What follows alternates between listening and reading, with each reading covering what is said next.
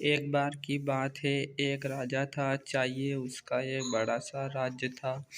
एक दिन उसे देश घूमने का विचार आया और उसने देश भ्रमण की योजना बनाई और घूमने निकल पड़ा। जब वह यात्रा से लौटकर अपने महल आया, उसने अपने मंत्रियों से पैरों में दर्द होने की शिकायत की।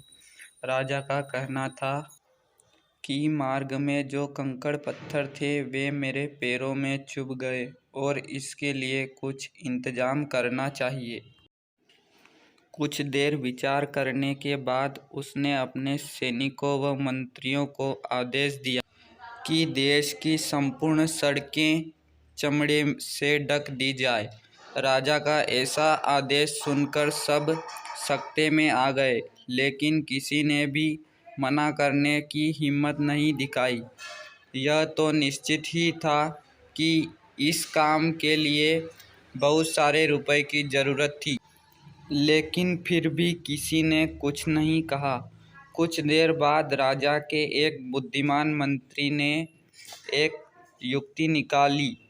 उसने राजा के पास जाकर डरते हुए कहा कि मैं आपको एक सुझाव देना चाहता हूँ।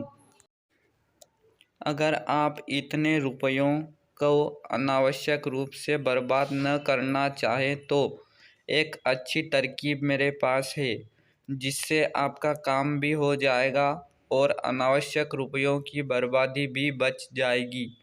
राजा आश्चर्यचकित था, क्योंकि पहली बार किसी ने उसकी आज्ञा न मानने की बात कही थी।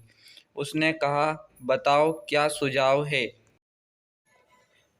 मंत्री ने कहा कि पूरे देश की सड़कों को चमड़े से ढकने के बजाय आप चमड़े के एक टुकड़े का उपयोग कर अपने पैरों को ही क्यों नहीं ढक लेते।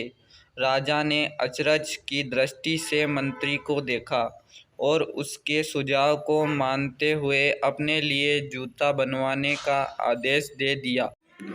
यह कहानी हमें एक महत्वपूर्ण पाठ सिखाती है कि हमेशा ऐसे हल के बारे में सोचना चाहिए जो ज़्यादा उपयोगी हो। जल्दबाजी में अप्रायोगिक हल सोचना बुद्धिमानी नहीं है।